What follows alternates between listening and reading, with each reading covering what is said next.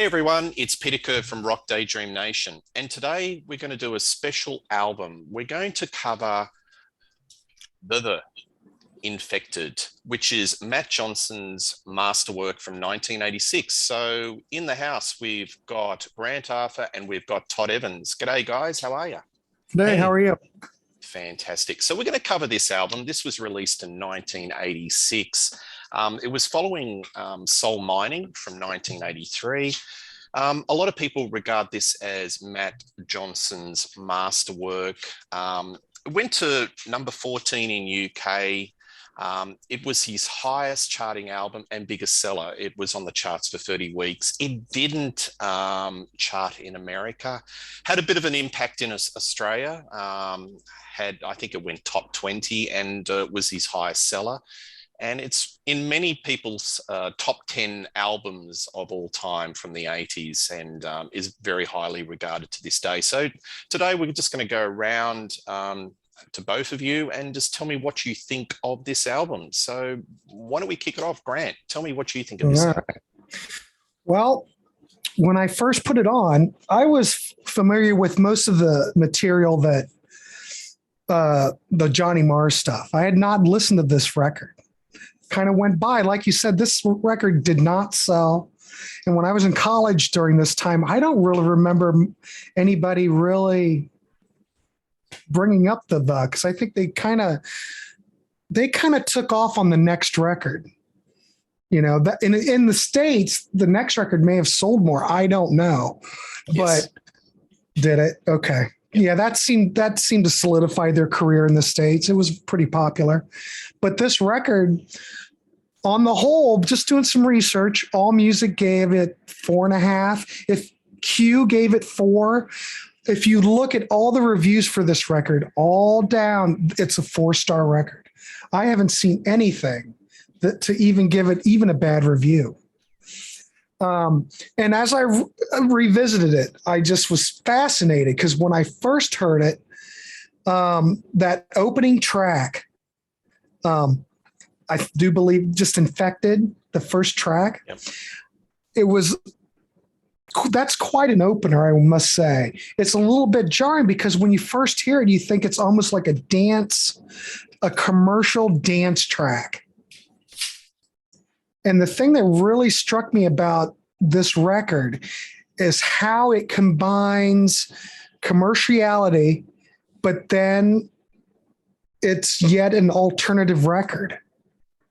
Now, I don't know if alternative was even a word in 1986. I think that probably came later when Nirvana hit and all that. But I would put this in that genre of alternative music. But it's funny because it's just so, I don't want to say it's jarring, but sometimes it's so commercial. But then on the other end, it's so experimental and I don't know. It's almost like if you took Matt's vocals off and plopped Peter Gabriel on it, it almost could be a Peter Gabriel album. This the album to me kind of filled in that void because when Peter Gabriel did So in 1986, this seemed to fill in that experimental aspect in Peter Gabriel's music to me. I don't know. That's just what struck me when I was listening to it. I just thought, man, this could be just as creative as a Peter Gabriel album.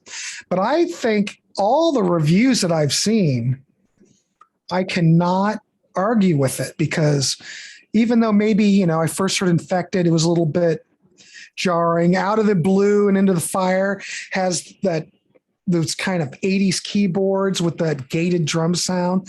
I mean, it does very much have a lot of that 1980s type of production. But on the other hand, I still think it holds up today.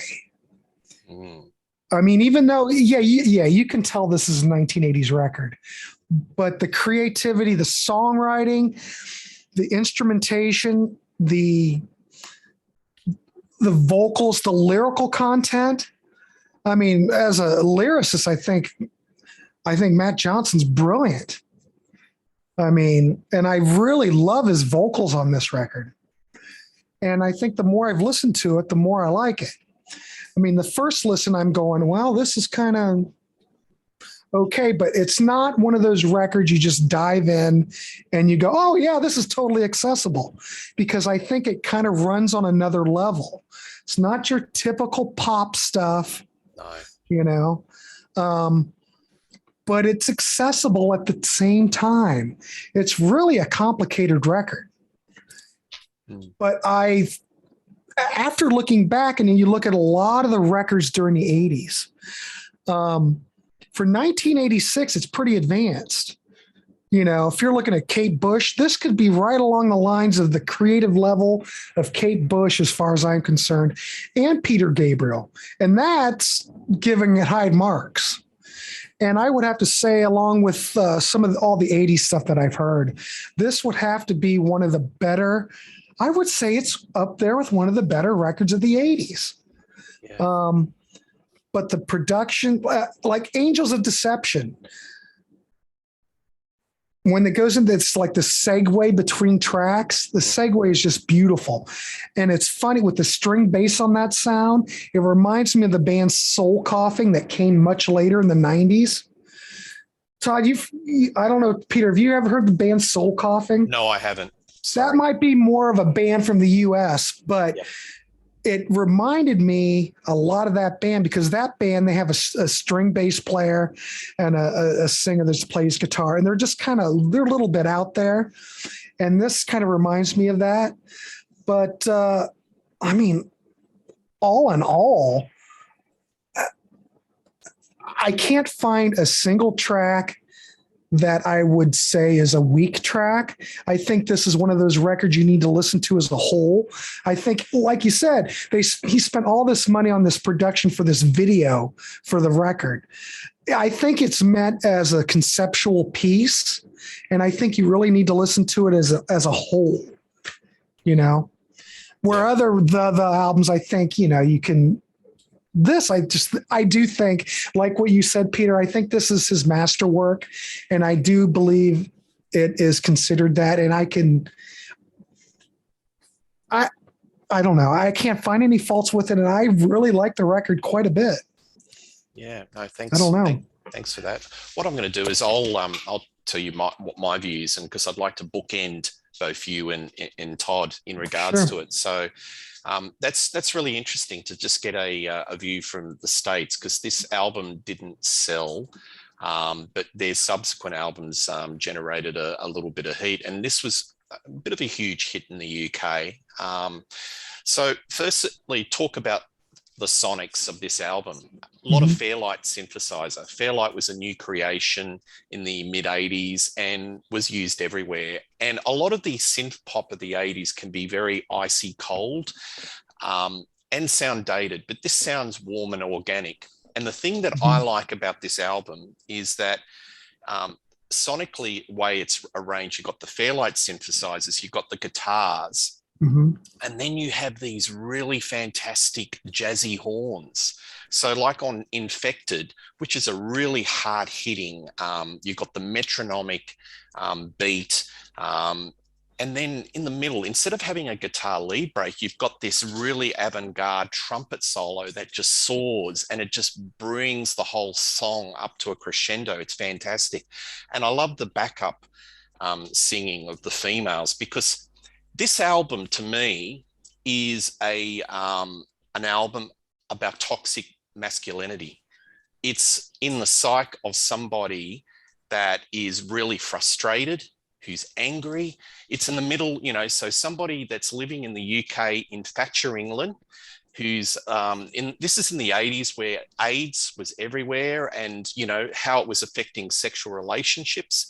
And you've got somebody that is completely frustrated. And I think that Matt Johnson's writing lyrics for somebody in a character. And I think I haven't come across an album that really covers toxic masculinity as much as probably Eminem in, you know, the Slim Shady character. This is a really dark album. And it's all the way through. It's either anger or controlled anger. And you've got the female backup singers, and there's one song which is, you know, Slow Train to Dawn, where he's doing a little bit of a duet with Nina Cherry. So he's got the voice of anger and all this frustration and, through the various lyrics, but you've got the backup of the female singers doing the counterpoint, basically just, you're a complete tosser, mate. The female perspective. And that's why it's such a complex, interesting album, because lyrically it just covers all this darkness, but at the end of it, it's a really cathartic sort of experience. You come out of it and thinking, I've been through the ringer, but it's uplifting at the same time. So Infected, when I was listening to this in 1986, I was listening to a lot of hardcore, metal. This was definitely in the wheelhouse, because even though it's electronic and it's losing Fairlight synthesizers and etc., I think it's just as hard hitting. And his delivery is just very powerful and, assertive. So Infected was the first song. Out of the Blue is a great song. Heartland, which is just, you look at the lyrics, it's just basically the despair of living in, the UK and just the economic and the Reaganomics and the Thatcherism. It's just basically, he's just, this is what it is, bleak and all. I love the Sweet Bird of Truth, where, he's playing the role of a fighter pilot going into, Libya or, America. It's really haunting with that little staccato guitar. That's just a powerful song. Slow Train to Dawn, that's like Northern Soul. And then you've got Twilight of the Champion and the Mercy Beat. It's just, lyrically, it's just fantastic. And musically, I think it's just a really interesting piece. So, yeah, I don't know whether he's playing a character or it's actually his own experiences that he's putting through these songs. I know that Epic threw £30,000 for him, or maybe I've got the figures wrong, but they threw a lot of money for him to record a video for every single song on this album. So he ended up recording a video for Infected in the middle of South America. And that's where the Infected video, there's a long play video that came out, and it was basically, he was one of the first people that put a video for every single song on this album. So anyway, that's my views. I think it's just an immense body of work. It really holds up well today. It doesn't sound dated, and I think it's really hard hitting. And a lot of the themes are just as relevant today as they were in 1986. So Todd, what's your views on this one? Well, this album, it's funny. I was at this time that this album came out, I was going to school, and I graduated in '87. I was at my college, and I was working at the college radio station, and I was aware of soul mining, but I never bought it. But for some reason, I don't know why, I bought Infected, like at the record store, like on vinyl, and I think it was just because I picked it up and I thought, this seems like something that I should know more about. And my first impressions of it was that I thought that, it's funny to look back on it and think of this, because I certainly don't think this now. I thought it wasn't melodic. I thought it was very, very hard hitting and very, I liked the sarcasm in his voice, not necessarily sarcasm, but there's like snark. And I liked that. But I felt like it wasn't very melodic. I felt like Out of the Blue was the only song that was really tuneful. And it's funny how when I listen to it as an adult, I think that all of it is very melodic. But for some reason, when I was younger, it seemed like melody was not his strong suit. But I've changed my mind about it completely. It was produced by Warren Livesey. I think I'm saying that name right, who's produced a bunch of Midnight Oil stuff. And Julian Cope and Jesus Jones. And Matt Johnson has a production credit. A guy named Raleigh Mossaman has a production credit, and he's an electronic musician. And Gary Langan, who at the time was starting to produce things on his own, but he was part of Trevor Horn's engineering team at the time. And it's funny because in Infected, the female vocals, he almost uses female vocals like orchestration. It almost chorus. it like goes along with the keyboards in an orchestration kind of a function. And I wonder if that's Gary Langan, because it reminds me of ABC, because ABC did that. I'm a huge ABC fan, and I hear some of the same sonic things in this album as I do in ABC. There's a video for every song. I think Tim Pope directed 3 or 4 of them, and at the time he was a really expensive director for there's a whole bunch of stuff online about how their experience is making the videos, and that at sometimes it was an unpleasant experience, and Tim Pope said by the end of the experience he just didn't like Matt Johnson at all. He just found him to be a kind of an unpleasant guy. Yeah. But Steve Hogarth from Marillion plays piano on this album. He plays piano on Heartland. The drums, and it's funny, I feel like on most of this album that the drums are programmed, but there are a couple of times where you go, okay, that's real drums. Angels of Deception feels that way. The Mercy Beat feels that way. But the drums were played. What's that? Heartland. Yeah. No gated drums on there. Yeah. But the drums were played by David Palmer, who was ABC's drummer, who ended up being played on a lot of albums. He ended up being Rod Stewart's drummer for a really long time, like 30 years. I went and saw Rod Stewart like about 5 years ago, and David Palmer was the drummer. But the album, I feel like when I heard it for the first time, I thought that, and I use this word, and I'm really, this is what I thought back then, and I'm not really sure why this was the word I used, but I found it to be kind of subversive. Like, I thought to myself, I don't know what this guy's on about, but he's upset about something. And at the time, I couldn't really grasp what it was that he was really talking about. I just knew that I thought, well, this is something really different, because this is an album where the guy seems like he's playing a character, and it seems like he's angry about a bunch of stuff. But it doesn't. It also has some humor in it. So it's not like it's just him yelling about stuff. There is some stuff that where it has a little bit of humor to it. Out of the Blue into the Fire has always been my favorite song, but I think in prep for this show in the last 4 or 5 weeks, I've been leaning more towards Heartland. I think me too. Heartland. I was going to say that's my favorite track on this. And that's my favorite track too. And I'm surprised that when I was younger, I didn't like it more. But yeah, I like Heartland a lot. I felt like it was funny when I first started to rediscover this album, in recent times. I felt like I was really into side 1, but side 2 was a little bit tougher of a listen.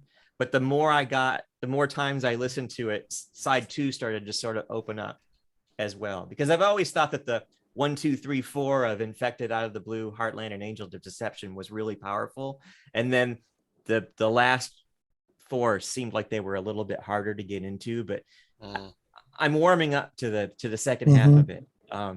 Another thing too about the female vocals is that Matt Johnson himself seems kind of, his vocal delivery seems kind of prickly, but the female vocals are very soulful. Yes. So it's a very interesting combination of things. It's kind of a contrast. Deliberate. Yeah, but it really works. And I also found too that I started out listening to this on my laptop, and when I actually listened to it through speakers, that's when it really opened up. That's when it really felt like it was massive, and there's so much going on. None of it's boring. All of it's interesting.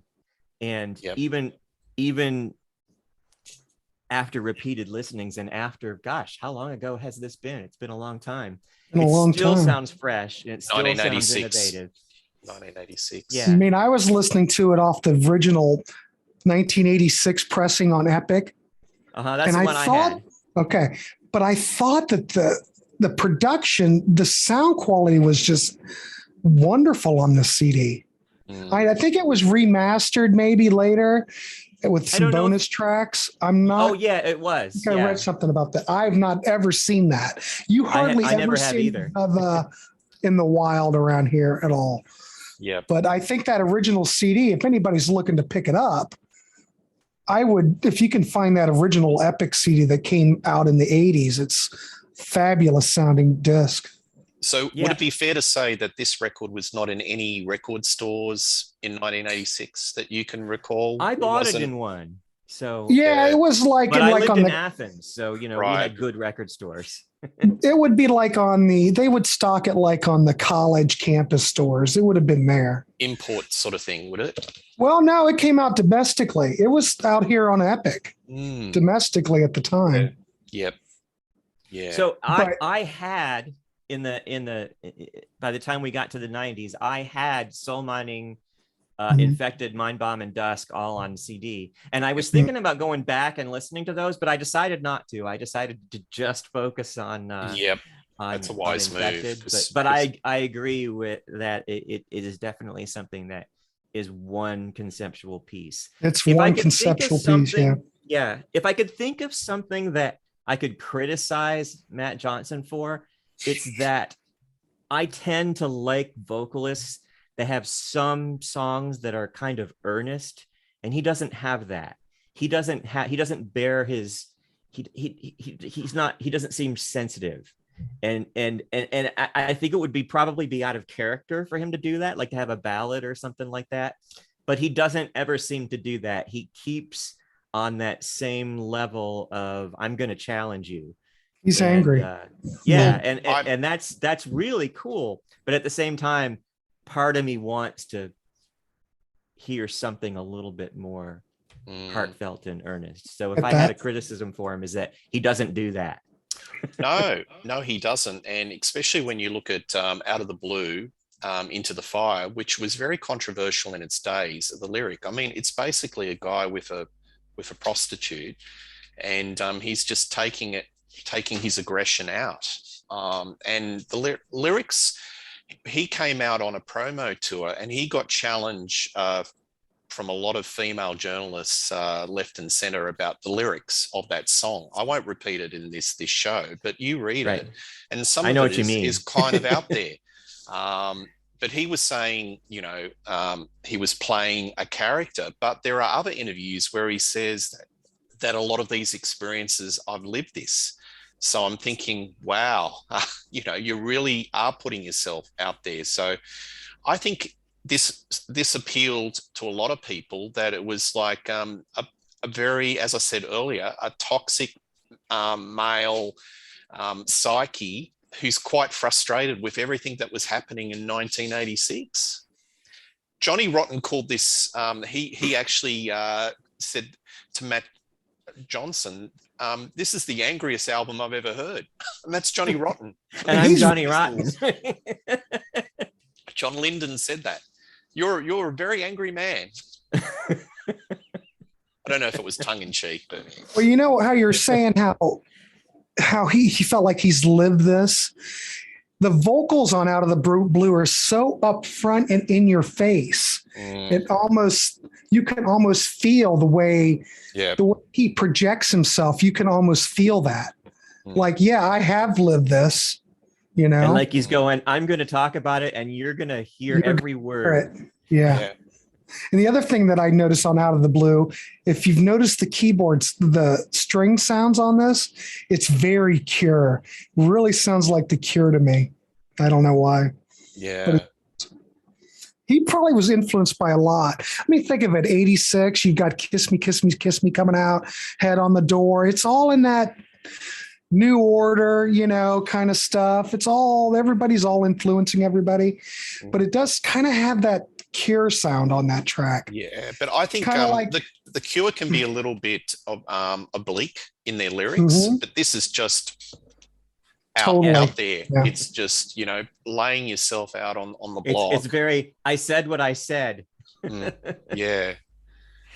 But I find that it's hard hitting. Because as I said earlier, I think a lot of the more extreme music I was listening to, this fitted in really comfortably, even though you had horn section strings, synthesizer, the Fairlight synthesizer, but it's just so hard hitting. Like Infected, with that metronomic drums, it's like the clap, clap, clap, clap. It's just so, you're in for something. So well produced too. The production, I think that's why it sort of sounds so fresh now, because I think in the day, if you get the production right, then your music is timeless. If your production's not quite right, then you know, it does age. And there were certain little techniques, like with the gated drums. The gated drums is always the biggest thing about the 80s music. Gated drums date. Yeah. This one, if it's the more organic, the longer it lasts. Yeah, there's still some 80s elements that date it, but the material on it, or what accompanies those gated drums, kind of counterreact it, if you know what I mean. It's still, yeah, they're in there, but it doesn't bother you as much because I know what you mean. They don't stand out like they normally do. Right, exactly. Yeah. But I think it's kind of, there's so much, he's throwing so much at you sonically that it's almost like, oh, that's just another thing. You know what I mean? Yeah. All these things are coming at you and it's, oh, gated drums. Yeah, the kitchen sinks on this record. Yeah. Everything's on this record. Everything. Yeah.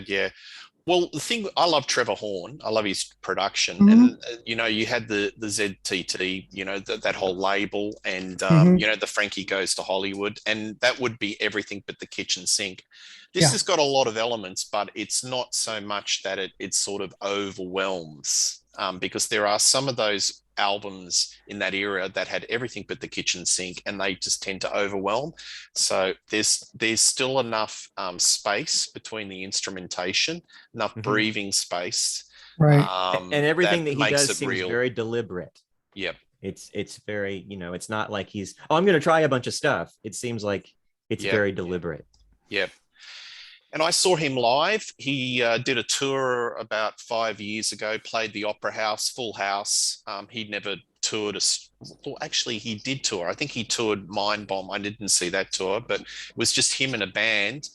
And I wrote down the highlight songs where they got the best crowd reaction was Uncertain Smile, This Is the Day. That got a fantastic reaction, and all the songs off this album. Just the audience just whooped it up, and he played with a live band, and a lot of the tracks off Infected just sounded really good. It still had a little bit of the synthesizer. I think they had some backing tracks, but predominantly it was just, he just had a crack live band, and he was telling a lot of stories in between. Like all his album covers were done by his brother. So his brother was an artist. I don't think his brother's no longer with us, unfortunately, but he was just talking about songs. He's quite political. I got the feel he's a bit of a Billy Bragg character. A lot of his, a lot of his repartee in between songs was very political about the state of the world and interesting sort of stage patter, but no, very good live. I don't know if he's ever been around your parts. Has he ever toured? No. I don't remember having an opportunity to see him. I feel like I would have gone. Yeah. Did Johnny Marr tour with him? No. He did on the Mind Bomb in the early 90s. Yeah, but he didn't. Johnny Marr tours with everybody, doesn't he?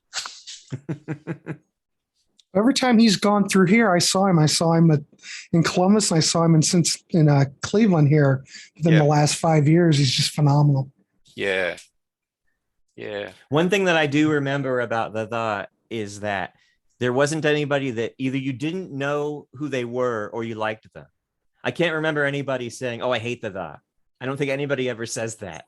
It's like if you know who you are, you're somebody who likes them, and the only other answer is I don't know who they are. Yeah. I think all our viewers should track down the YouTube clips because it's well worth watching this. This is quite unusual for its day where you've got somebody who is only 23, 24 putting out their second album and they throw, how many hundreds of thousands worth of pounds to go with a video director into the Amazon and film all these film clips. I think that's the 80s. When you've got, you're bankrolled by the big record companies, just go for it and show your creativity. Like Duran Duran, Right. All those videos off of Rio on steroids. On steroids. So, All right. Well, thanks, guys. Well, viewers, tell us what you think of these of the and infected. Please subscribe to Rock Daydream Nation. Grant, what have you got coming up on your channel? Grant's Rock Warehouse. Oh, Grant's Rock Warehouse. Well, we've got a whole bunch of fine quality entertainment coming up. Right now, I'm getting ready to post the obscure album recommendation. We had a panel last night where we were talking about obscure records, some of our favorites, and this is like the second panel discussion of that. So that's getting ready to come up. I'm going to do an April wine discussion here in a week or two. We're going to look at Harder, Faster, and A Nature of the Beast, do a comparison on those. Just that's about it right now. But Todd and I are just put up a Matthew Sweet episode on my channel where we looked at Matthew Sweet Inside and Earth, and we did a discussion about that. And we're going to be doing a whole Matthew Sweet series for the next year. So we'll be going through his catalog. It'll take us a year to get through it. Yeah, and But Matthew Sweet, if you're watching, track these guys down. Right. And the next one, of course, is going to be Girlfriend and Altered Beast. So right. And then Todd and I, we're also doing a Let's Active discussion, and we're going to have the Pylon show coming up and Guadalcanal Diary eventually. So Todd and I have a whole bunch of stuff planned. Good stuff. All righty. I froze. No, that's okay. oh, you're back. All right, guys. Please No, I'm subscribe to back. Rock Daydream Thank you, Nation, Peter. and we'll catch you soon. See ya.